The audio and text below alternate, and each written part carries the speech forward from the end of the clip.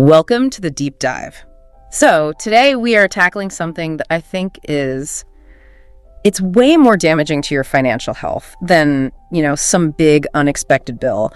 We're talking about the hidden cost of the purchase you barely even notice, that it's just $5 transaction. Exactly. It's the little things. Yeah. The premium coffee, the little Amazon add-on that pops up. Oh yeah, you might also like this button. That's the one. Or the little treat after a rough day at work that feels so harmless in the moment. Right. We tell ourselves things like, oh, it's not that much, or, I deserve this. And that's the paradox, isn't it? Because you're right. Individually, $5 or $10 isn't going to break the bank. It won't ruin your life.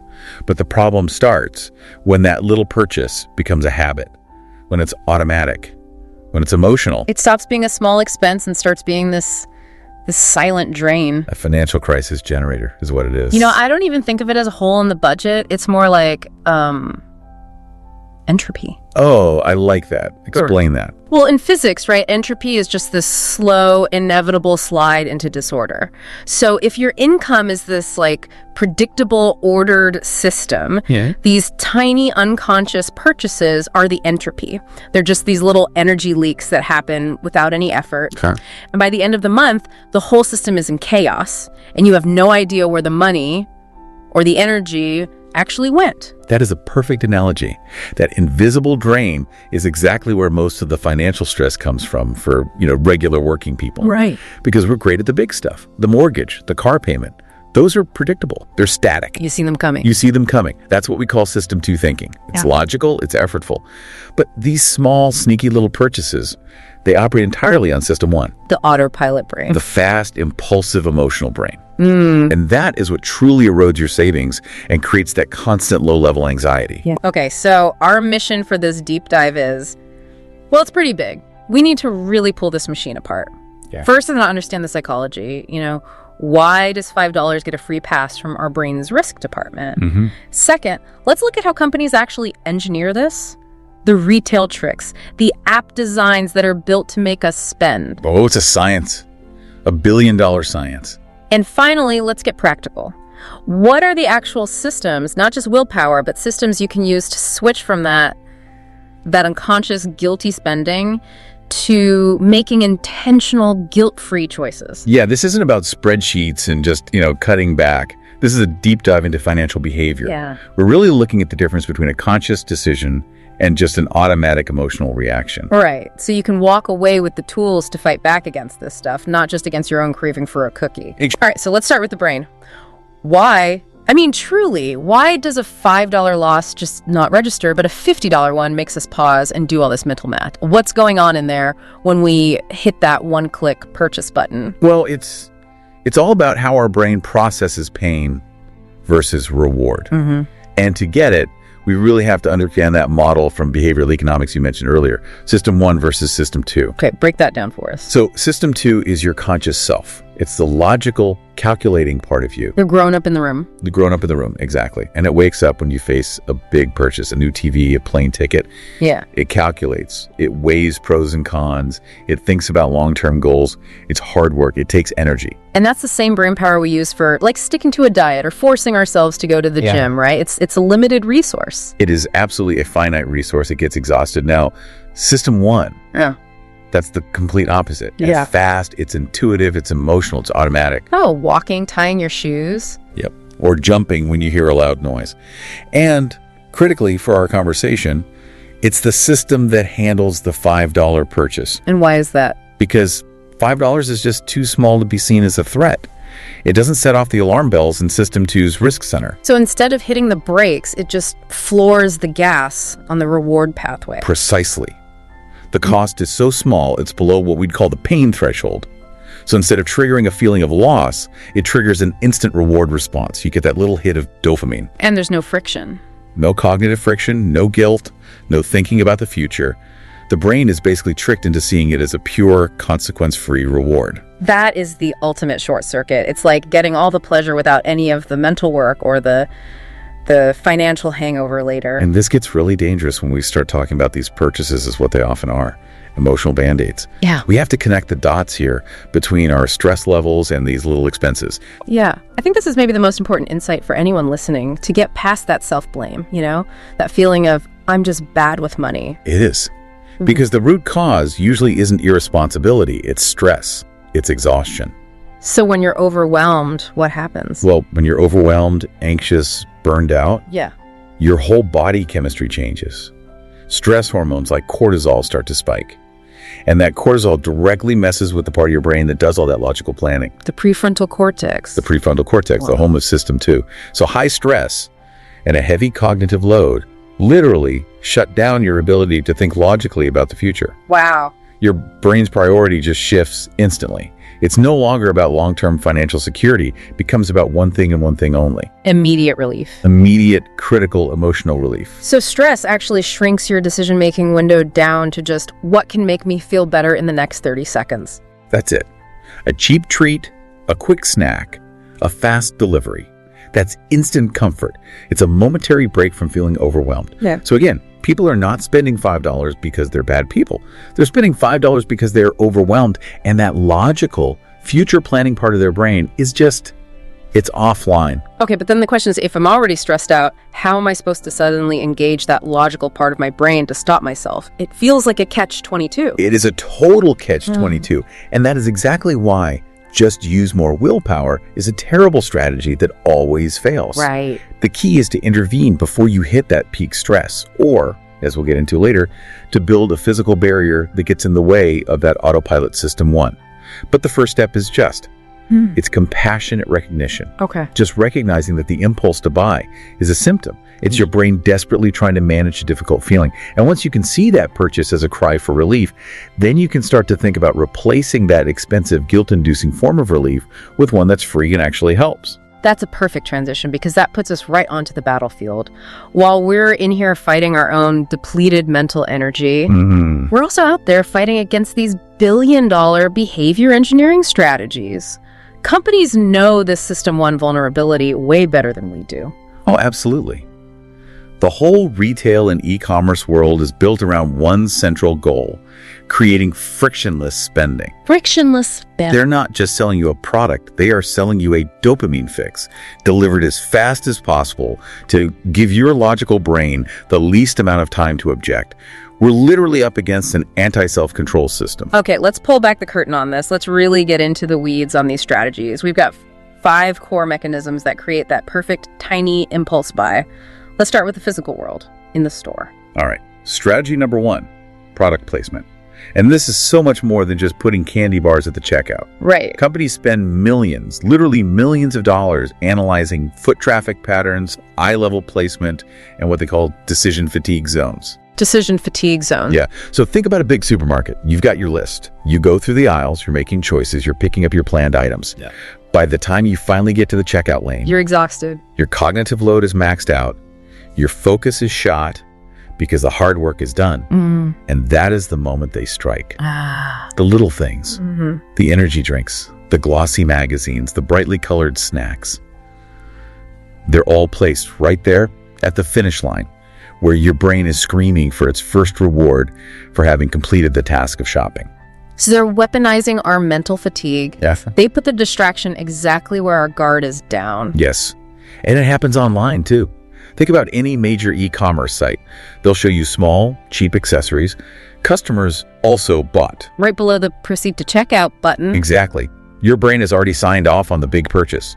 So that little $20 add-on, it just feels like a harmless little extra. It's contextually approved by the main decision. That flows right into the second strategy then. Psychological pricing. We all know the whole $4.99 trick, but how deep does that go? Oh, it's a masterclass in manipulating perception. Prices like $4.99 or $6.79 work on a few levels. First, you have the left digit effect. Your brain anchors on the 4, not the 5. So it feels fundamentally cheaper. Even though we consciously know it's basically $5. Consciously, yes. Yeah. But we're talking about the System 1 brain, the unconscious one. It just sees 4. And then look at how it's displayed.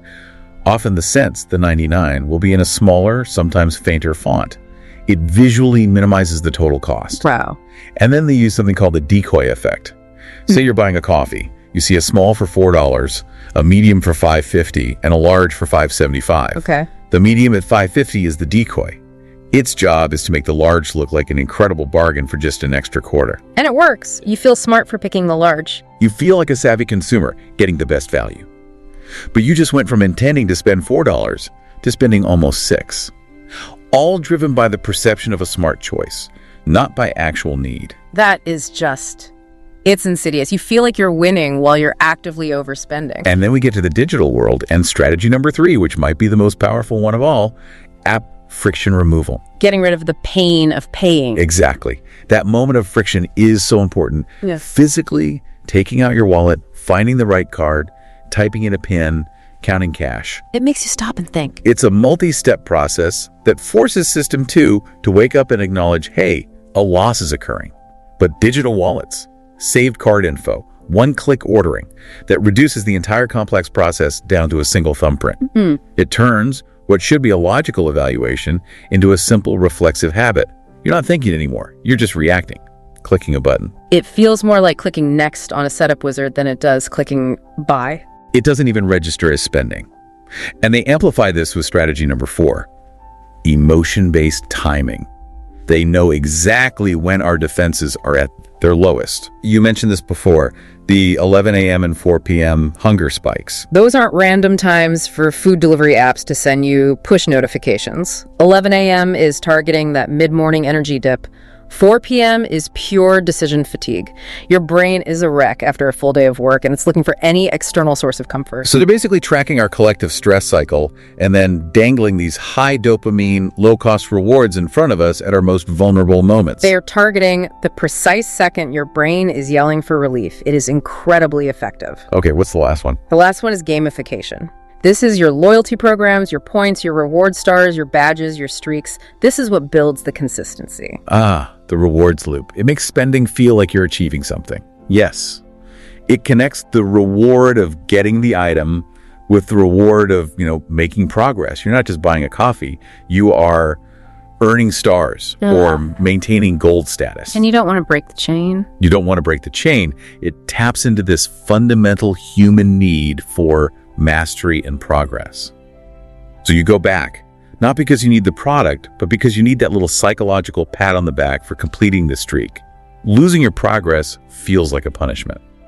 So if you're out there and you feel like you're in this constant battle with your own self-control, it's so important to realize you're not just fighting yourself. You are fighting an entire scientific machine built to exploit your stress and your fatigue. And just knowing that, that's empowering.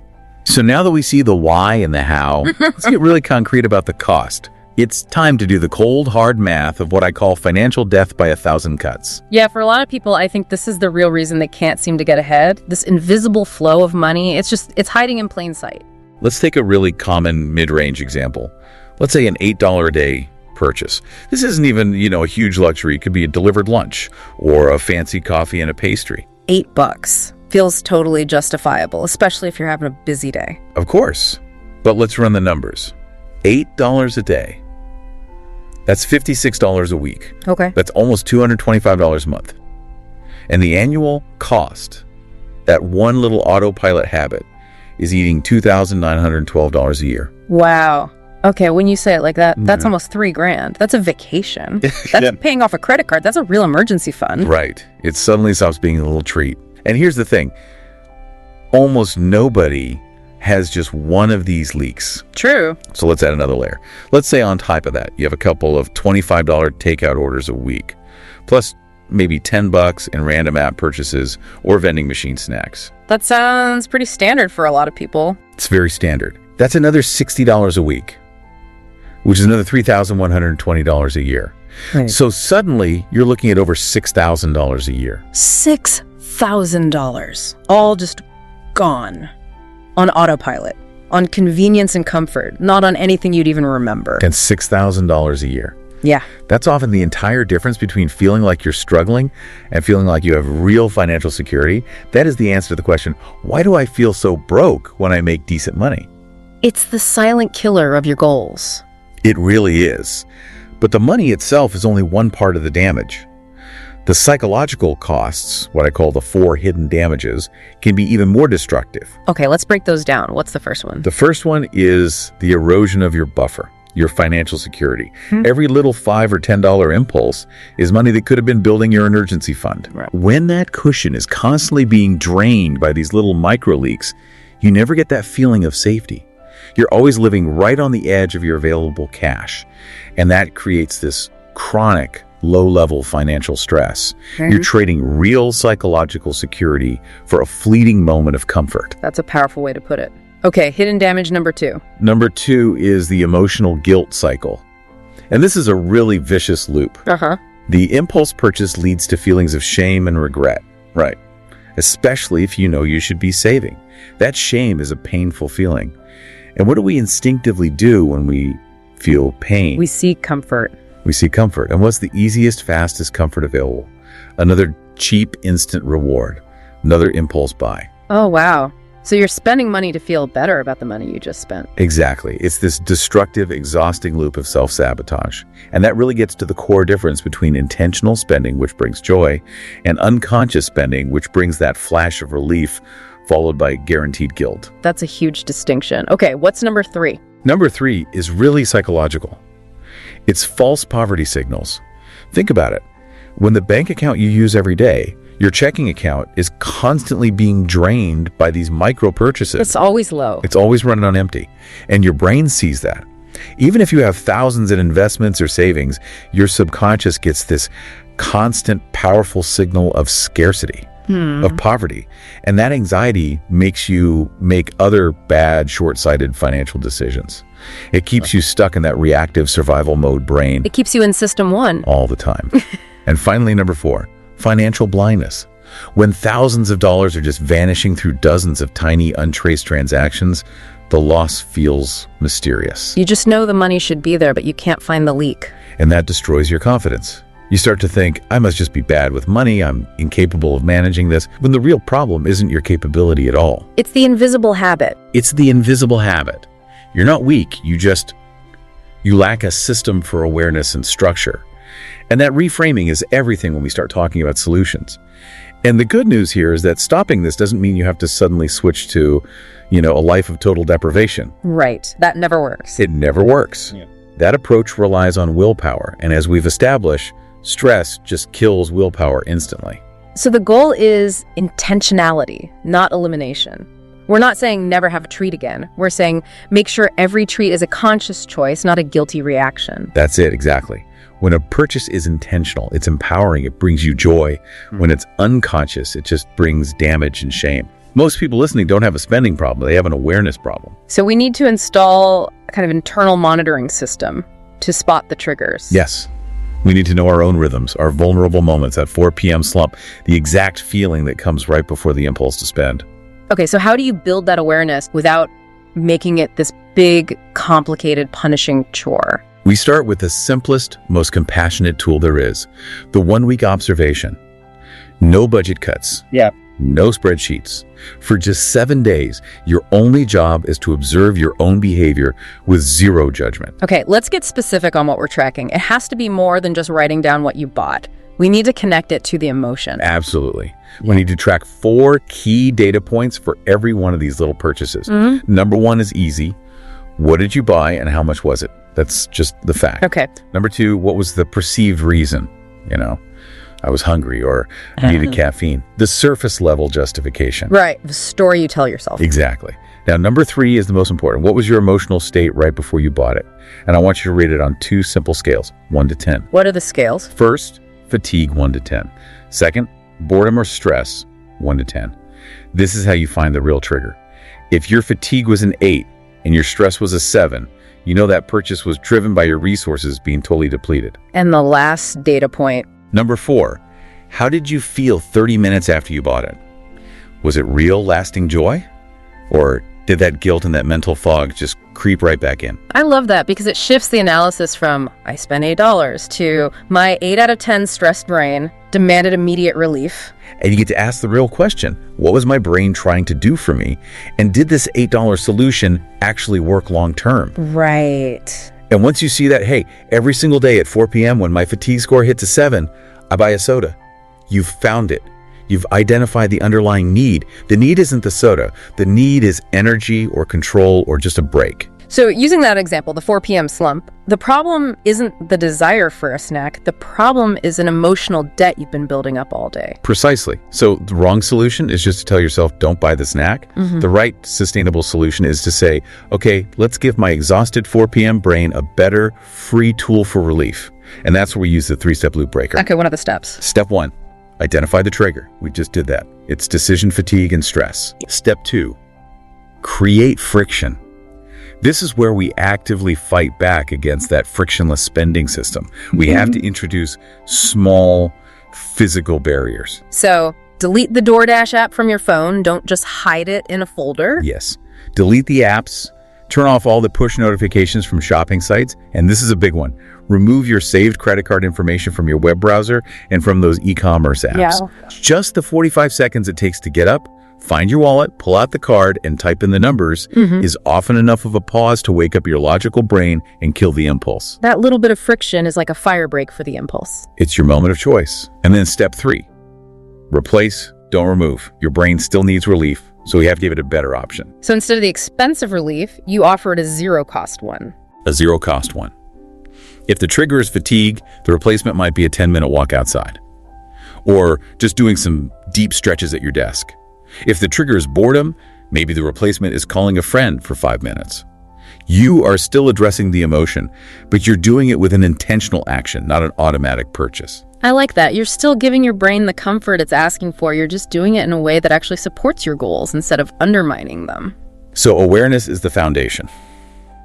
But to maintain control over the long haul, you need systems. Willpower comes and goes. Systems just run on autopilot. We need simple, non-punishing structures to manage these little leaks consistently. Exactly. And I have 4 essential systems that are practical and pretty easy to set up. Okay, let's hear them. What's system 1? System 1 is the weekly spending refill. This is all about creating clarity around your discretionary money. So your fun money. Your fun money, your treat money, your coffee money. The system is simple. You figure out what you can afford for that stuff for the whole month, then you divide it by 4. Every single Friday morning, you transfer only that 1 week's amount into a separate checking account or a digital envelope in your banking app. Ah, I see. That is your life money for the next 7 days. The benefit here is that a big monthly budget, say $600, feels abstract and easy to lose track of. But a weekly budget of $150, that feels very real and manageable. And it makes the consequences immediate. If you blow through that $150 on Monday, you know you have to get through till Friday. It forces you to be conscious of your choices. It creates a really clear artificial boundary that your brain can easily understand. And it stops your main bank account from always looking empty, which gets rid of that false poverty signal we talked about. I love that. Okay, what's system 2? System 2, the friction rule. We talked about the theory, but let's get into the nitty-gritty of how to build that defensive wall. Let's do it. The goal is to make it just a little bit annoying to spend money unconsciously. So beyond deleting saved cards, think about the physical location of your payment methods. What do you mean? If you always use your debit card for these little purchases, move that card to a totally different, less used slot in your wallet. Maybe even wrap a rubber band around it or tape a little note to it that says, is this a need or a feeling? Huh. I like that. Just a little nudge. It's a little nudge. And digitally, you can often go into your phone's payment settings and block specific apps, like the coffee shop app, from having one-click access to your card. Force yourself to go through the manual steps. That slight annoyance is your insurance policy against your own autopilot. It's you buying back 3 seconds of conscious thought. Okay, system 3 is the 24-hour rule. This one is maybe the single most effective tool against emotional impulse buys. So for anything that isn't a necessity. For any non-essential purchase, anything that's not, gas for the car or groceries for dinner, you have to wait 24 hours before you can buy it. Time is the ultimate impulse killer. It really is. When your emotional system 1 brain is screaming, I need this now, the 24-hour rule says, okay, but the logical system 2 brain has to sign off on it tomorrow. And most of the time, by tomorrow, the urge is gone. The vast majority of the time. Yeah. The emotional trigger that made you want it has passed. The desire was fleeting. Going back to the website or the store a day later almost always reveals that you don't really want it that badly. And if you do still want it 24 hours later, then it's an intentional choice. Right. And it can be guilt-free. Precisely. And that leads to my favorite, System 4, the fun money bucket. This is how we avoid feeling deprived. Because we know that cutting out all joy just leads to rebelling and failing. This system makes joy mandatory, but with boundaries. You allocate a specific fixed amount from your weekly refill, say $30 a week, exclusively for treats. Planned coffee, a snack, a little dopamine gift to yourself. And the key is, this is money you are supposed to spend with zero guilt, zero tracking, and zero explanation. This tells your brain that pleasure is not forbidden. It's actually part of the plan. It's pre-approved. That psychological permission is what prevents the rebellion that sabotages bigger goals. so these 4 systems, the weekly refill, the friction rule, the 24-hour wait, and the fun money bucket, they create this environment where your impulsive brain is managed and your logical brain is protected.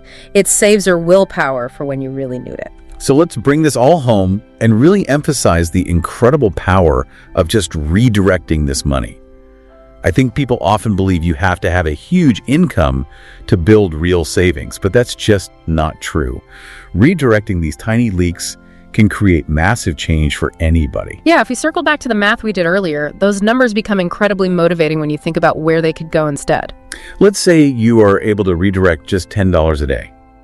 That's it. One skip delivery order or one less impulse buy on Amazon. $10 a day. That's $70 a week. Yeah. And over a year, that's $3,360. That's a serious amount of money. It's a life-changing amount of money if you apply it to high-interest debt or start investing it consistently.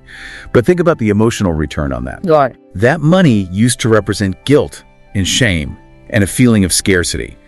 Now, that same money represents momentum. It represents growth and control and security. That feeling is worth so much more than the $3,000 itself. The momentum and the shift in your identity, that's the real win. Seeing that $30 or $40 a week stack up in your savings, it creates this positive feedback loop that's way more powerful than just forcing yourself to be disciplined. Yes, that is the critical psychological shift. You move away from the identity of, ooh, I'm so bad with money, to the priceless identity of, I am someone who masters my financial systems. And that self-belief just pours into every other big financial choice you have to make. It does. You know, let's take a second and actually guide our listeners through what that feels like. Let's visualize that financial piece for a moment. I love that. Okay, so just take a moment and imagine looking in your bank statement. And gone is that confusing, chaotic list of tiny little withdrawals. Instead, what you see is one predictable transfer to your weekly spending account, and then another predictable, consistent transfer into your savings. Clean, orderly. Imagine getting to the end of the week and there's still $5 or $10 left in your fun money bucket, not because you deprived yourself, but because every purchase you made was intentional. Imagine watching your emergency fund actually grow week after week after week, funded by the exact money that used to just vanish into thin air. No more guilt, no more shame. Your purchases actually bring you joy because you chose them on purpose. And every single one of those tiny choices you make is now actively working for your biggest goals, not against them. That clarity, that sense of control, that is financial peace. And it is completely accessible, one conscious choice, and one simple system at a time. #tag Gatro. That visualization really hits home. It shows how powerful these small shifts can be. Before we wrap up this deep dive, let's just crystallize the 4 core truths for everyone to take away. Okay. Truth number 1, tiny purchases are not the problem. Unconscious, habitual, tiny purchases are the problem. Your goal is to shift from automatic reaction to intentional choice. That's a great distinction. Truth number 2, you are not weak. You are not bad with money. You are fighting a billion-dollar science that is designed to exploit your fatigue. So stop blaming yourself and start building your systems. Right. It's not a moral failing. Not at all. Truth number 3, your emotions, your stress, your boredom, your burnout are the real drivers here. So identify that underlying feeling and find a healthier, non-financial way to soothe it. Replace, don't just remove. And truth number 4, momentum will be discipline every single time. Small, consistent wins that you get from these simple systems. They stack up and they will permanently change how you see yourself with money. Those are such empowering truths. You're not broken. You're just coping with modern life. Yeah. And you can start to reclaim that control today, not with perfection, but just with awareness and a simple system. Couldn't have said it better. The system is the solution. So before we sign off, let's leave you with one final thought to take with you. If you could instantly get rid of all that invisible spending, the spending that creates that daily guilt and shame, what new identity, what new financial decision would you choose to step into today, knowing that feeling of confidence and control is right there, accessible one conscious choice at a time? Thank you for joining us for this deep dive into the hidden cost of just $5. We'll see you next time.